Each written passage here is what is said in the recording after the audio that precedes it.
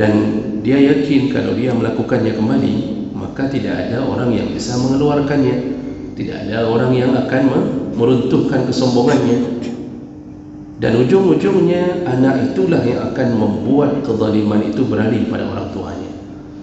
Dulu kita bela-bela dia, begitu selesai di pesantren dia kuliah, ternyata dialah yang mencuri uang kita, menjual sertifikat tanah kita, ternyata dialah yang kemudian menghancurkan kehidupan kita di rumah, dialah yang memukul adiknya, dialah yang begini, itu akibat kita dulu menolongnya dalam kezaliman. Lalu sallallahu alaihi, Allah akan membuat kezaliman itu sebagai yang melindungi kejahatan. Itu hati-hati. Menjadi pengacara atau panitera membela sebuah kasus kejahatan, itu kalau sudah sampai berada pada... Assalamualaikum warahmatullahi wabarakatuh. Banyak sekali pertanyaan jamaah, Ustadz kasih kami channel untuk kajian anak-anak muda. Di antara anak muda berasal dari Aceh, luar biasa, channelnya Maulizul Akbar Nab. Tonton, subscribe, like, share, komen. Assalamualaikum warahmatullahi wabarakatuh.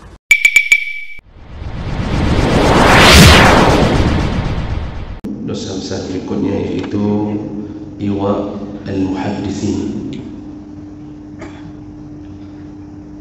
yaitu melindungi atau membela orang-orang yang melakukan kejahatan.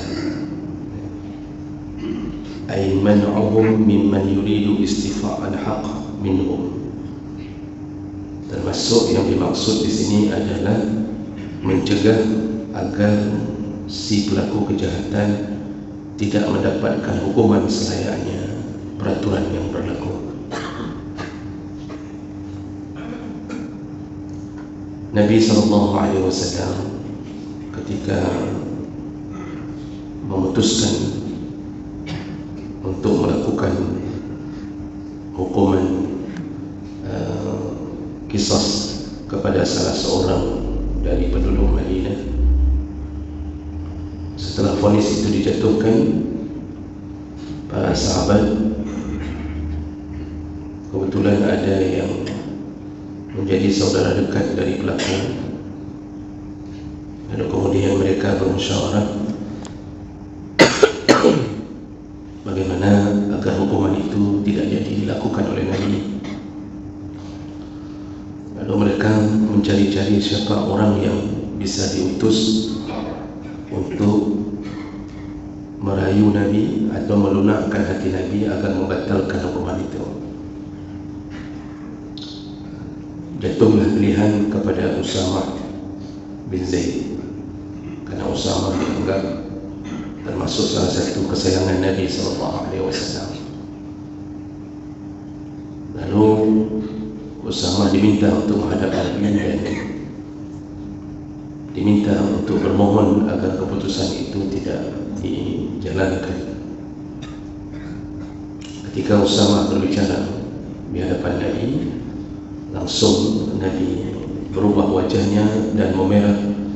Disitulah beliau mengatakan, seandainya Fatimah anakku mencuri, sungguh laqata'tu yadaha. Kalau anak kandungku mencuri, yaitu Fatimah, apalagi kan Fatimah itu anak yang paling bungsu dan disayang oleh Nabi, tapi Nabi dengan tegas memberikan sampelnya Fatimah. Kalaupun Fatimah anak yang paling kusayang mencuri, pasti ku potong tangan Fatimah. Jadi tidak ada yang bisa merayu Nabi menjalankan itu. Jadi jemaah Allah Subhanahu wa taala mendukung kezaliman atau kejahatan dosa. Kita sudah pernah bahas tim ses yang memilih pemimpin yang dia tahu pemimpin itu akan melakukan kejahatan, maka tim sesnya pun terlaknat di akhirat. Lalu setelah jadi pemimpin, melindungi atau bukan melindungi karena posisinya kita di bawah, membela, mendukung semua kejahatan yang dilakukan oleh para pembesar, atau bahkan kita berusaha mengaburkan keadaan dengan memutarbalikkan fakta, atau kita mencoba untuk mengelabui masyarakat dengan berbagai dalih agar orang yang melakukan kejahatan itu tidak mendapatkan hukumannya, atau kita mulai melakukan apapun cara agar terkesan pemimpin ini tidak layak untuk dihukum. Dan ini adalah tipe-tipe para penjilat. Kalau bahasa sekarang, tipenya para penjilat, dia akan menjilat siapapun yang akan menjadi atasannya karena perintah atau karena rasa loyalitas terhadap pemimpin, ataupun dia ingin diangkat lebih tinggi jabatannya kalau berhasil menyelamatkan orang-orang yang melakukan kejahatan itu. Jadi dia tidak peduli pemimpin itu mau salah mau tidak, atau pelaku kejahatan itu benar bersalah atau tidak. Yang penting dia mencoba untuk membelanya. Inilah orang-orang yang terlaknat di hadapan Allah dan Nabi SAW. Jadi jangan mengira bahawa Allah lalai dari kejahatan hamba. Wa ma Allahu bighafilin 'amma ya'malu adh-dhalimun. Allah tidak akan pernah lalai dengan apa yang terjadi atau kezaliman seorang hamba. Namun Allah mendiamkan kezaliman itu bukan bermakna Allah senang.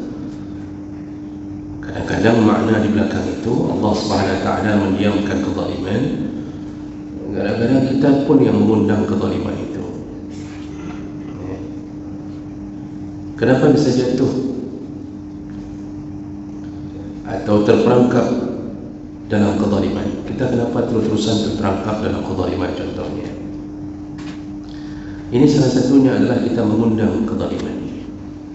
Nabi SAW itu pernah mengatakan, man a'ana zulman, barang siapa yang saling tolong menolong, man a'ana zaliman, barang siapa yang saling tolong menolong untuk menolong pelaku kezaliman, sallallahu alaihim, maka Allah akan membuat orang zalim itu menguasainya.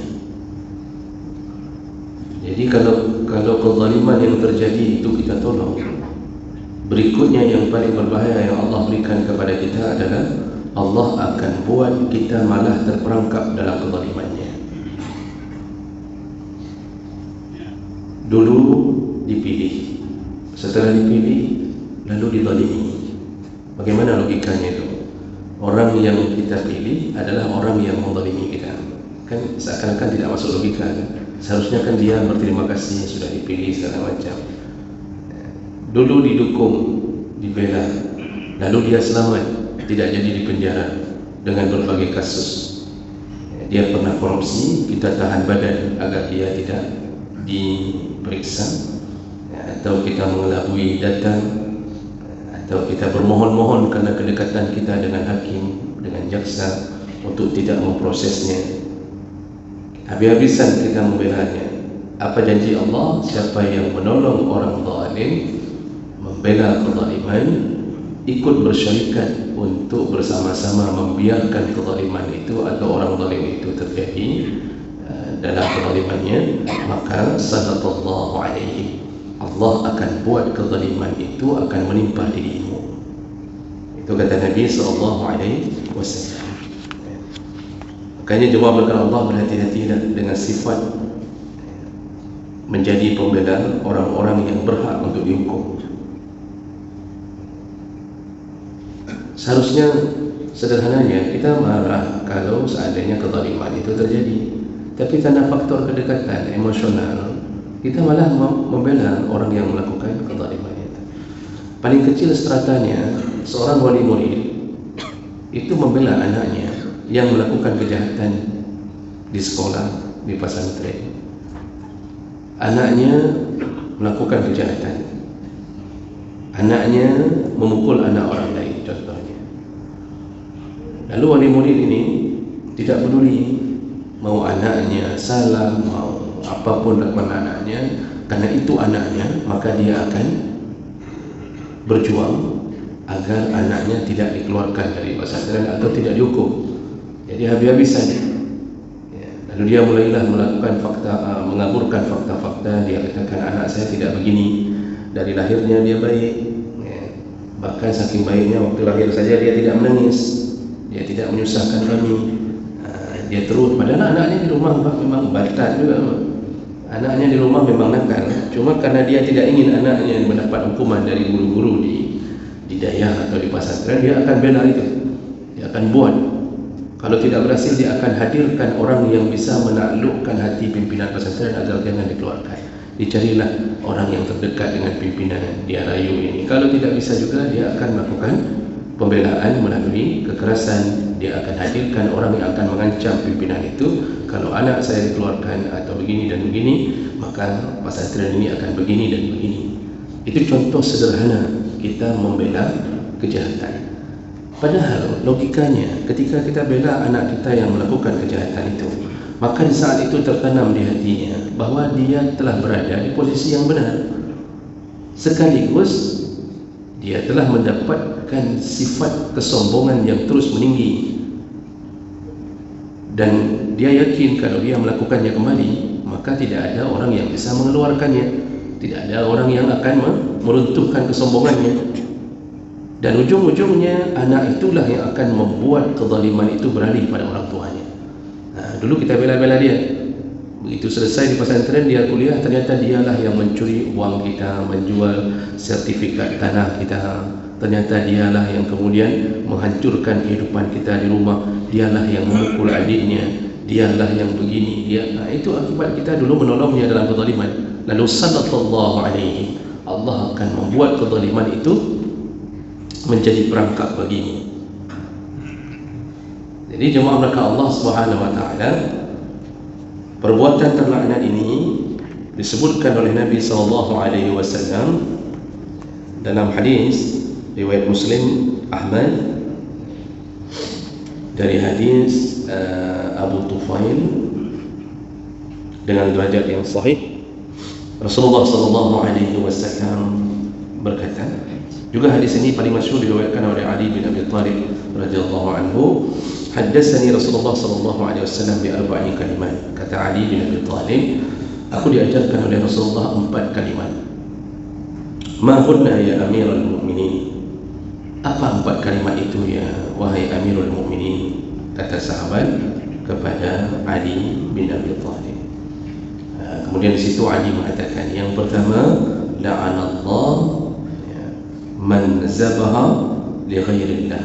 Terlaknatlah atau dilaknat Allah orang-orang yang menyembelih dengan tujuan selain kepada Allah SWT. Artinya dia menyembelih dengan tujuan kesyirikan. Dia lakukan proses ritual penyembahan terhadap Ratu Pantai Selatan. Itu contohnya. Jadi dia menyembelih lalu dibuang ke laut dengan tujuan agar dimakan dan menjadi kemuliaan dari penjaga laut. Nah, ini terlaknat, perbuatan ini terlaknat. Jangan coba-coba memberikan sembelihan untuk sesajen.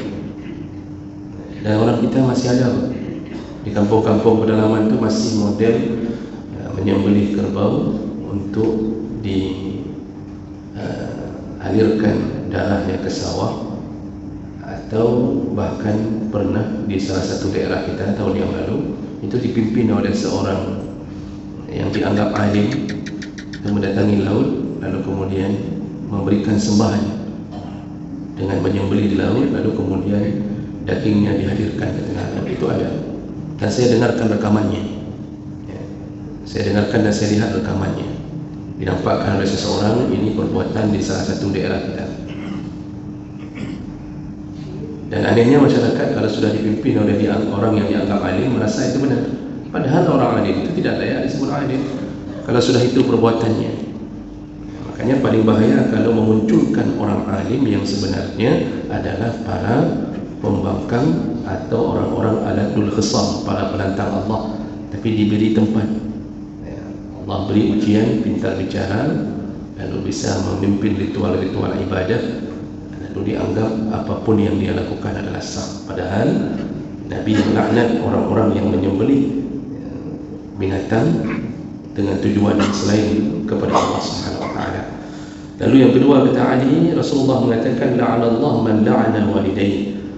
Allah melaknat orang-orang yang melaknat kedua orang tuanya. Bagaimana maksud melaknat kedua orang tua? Rasa-rasanya dari jahiliyah pun orang tua itu tidak mungkin dilaknat oleh anak. Karena sebelum datang Islam, orang jahiliyah kalau dengan orang tua itu tetap hormat. Karena tidak perlu agama untuk mengajarkan itu, hanya perlu akal yang sehat. Orang jarang melaknat orang tuanya. Tapi apa yang terjadi? Kenapa bisa orang melaknat orang tuanya sendiri? Nah, ini nanti dibantu dengan hadis yang lain, yaitu ketika seseorang melaknat ayah atau ibu dari orang lain. Ya. Jadi ketika kita melaknat, mencaci ayah atau ibu dari orang lain, maka orang itu membalas melaknat ayah dan ibu kita. Di situ Nabi mengatakan, fa yasubbu abahu, ketika dibalas, dilaknatlah, dia terpancing, dilaknatlah ayah dan ibu kita, maka itu artinya engkaulah telah melaknat orang tuamu sendiri. Artinya gara-gara engkau memulai menimbulkan laknat orang terhadap orang tua kita. Maka kalimat-kalimat indah dari bahasa Aceh itu yang mencaci orang mama orang lain, mencaci ayah orang lain, begitu kita memulainya, lalu orang itu menjawab dengan cacian yang sama, maka kita disebut telah melaknat orang tua kandung sendiri, karena kita memancing orang untuk melaknat orang tua kita. Maka jangan biasakan keluar kalimat-kalimat cacian terhadap orang tua orang. Orang Aceh kan pintar sekali dalam menyusun kalimat untuk mama orang. Biasanya yang paling banyak kena itu mama yang paling disasar. Makanya semua kalimat-kalimat indah itu untuk mama. Disuruh kejar mama, disuruh ini mama, macam-macam disuruh mama. Kenapa mama jadi sasaran? Karena kita paling sayang dan paling dekat dengan ibu. Bagaimana tidak dekat? 2 tahun kita meminum darahnya, lalu kita berada di kandungannya, kita berada 9 bulan di kandungannya, dan semua hidup kita curhatnya ke sana. Lalu kasih sayang ibu Allah berikan lebih daripada kasih sayang ayah. Makanya begitu dilaknat orang tua, kita terpancing langsung, terutama kalau dilaknatlah ibu. Tapi kalau dilaknat ayah, itu tergantung. Kalau ayahnya orang baik, kita marah. Tapi kalau orang tuanya pun tidak baik, malah kita mengatakan memang betul kayak gitu. Bisa dilaknat orang tua kita, laknat ayah kita, lalu kita mengatakan jangankan engkau, aku pun melaknatnya. Nah, itu bagi yang tukang pukul anak. Jadi beda. Jadi jemaah melakukan Allah, ini yang terlaknat orang yang melaknat kedua orang tuanya sendiri. Yang ketiga kata Ali, di sini fokus kita, yaitu la'anallahu man awa muhdisan. Allah melaknat orang-orang yang melindungi para pelaku kejahatan. Dilindungi. Makanya kerja sebagai pelaku, berada di dalam lembaga yang melindungi kejahatan itu hati-hati. Menjadi pengacara atau panitera, membela sebuah kasus kejahatan, itu kalau sudah sampai berada pada titik betul-betul ingin membelanya untuk terhindar dari hukuman, maka dia terjatuh ke dalam dosa. Masih dimaafkan kalau hanya sekedar membela haknya, artinya jangan sampai dia pun terzalimi pada perkara yang dia tidak lakukan. Tapi kalau sudah disogok oleh keluarga korban, disogok oleh keluarga pelaku, bagaimana caranya agar si pengacara bisa menghilangkan hukuman atau meringankan hukuman yang selayaknya? Memang hukuman yang layak itu adalah hukuman berat, tapi dibuat cara. Maka pengacara itu kadang-kadang kerjanya ekstra, Pak, siang malam temui hakim, temui jaksa, macam-macam, sampai akhirnya terbebaskan, padahal dia benar pelakunya. Pengacara ini terlaknat. Maka kalau jadi pengacara, jadilah pengacara yang punya sifat bahagian daripada agama, yang ada sedikit rasa takut kepada Allah Subhanahu wa taala. ya. Jadi jangan coba-coba membela orang yang melakukan kejahatan. Maka kita termasuk golongan yang ikut dilaknat oleh Allah. Lalu yang terakhir, la'anallah man ghayyara manala al-ard. Allah laknat orang-orang yang merubah-rubah patok tanah milik orang lain, ya. Merubah patok tanah milik orang lain itu termasuk perbuatan yang terlaknat sekali. Orang punya tanah, karena yang punyanya tidak melihat, kita mulai mengubah patok tanahnya, kita pinggirkan sedikit-sedikit, dan akhirnya dirubah.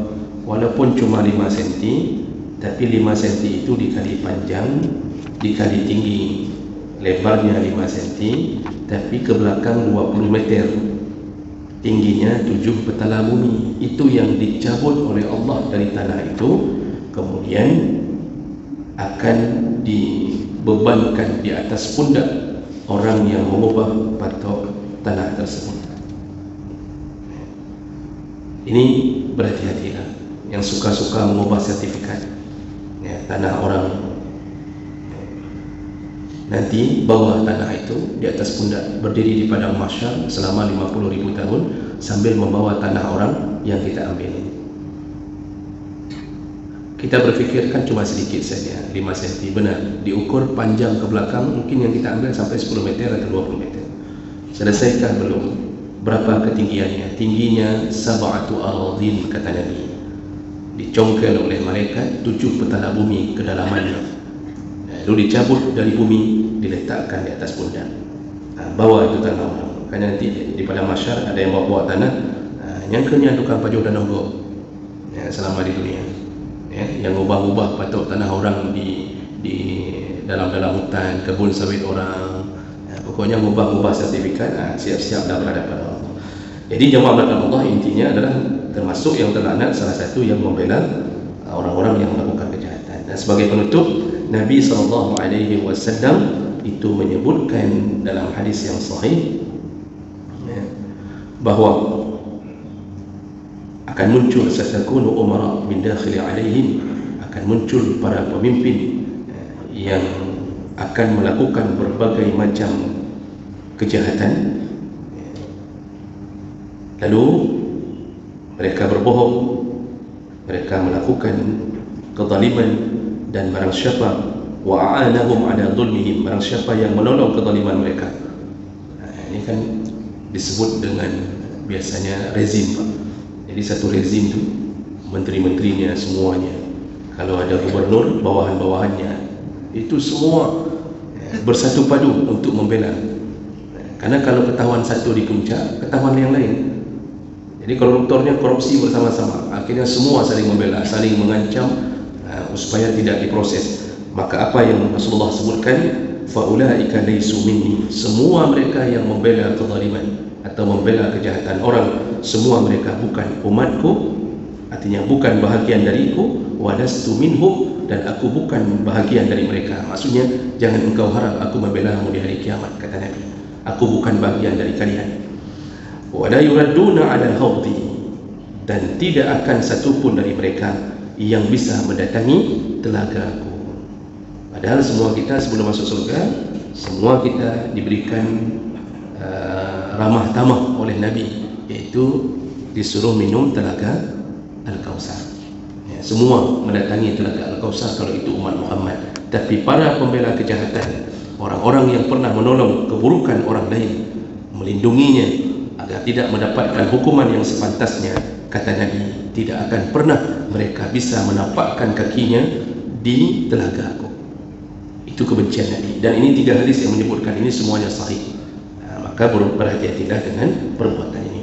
Mudah-mudahan ini sedikit bisa membuat atau menimbulkan rasa takut kita kepada Allah di saat kita melakukan tindakan-tindakan membela kejahatan. Demikian, subhanakallahumma bihamdik, asyhadu an la ilaha illa anta, astaghfiruka wa atubu ilaik. Wassalamualaikum warahmatullahi wabarakatuh.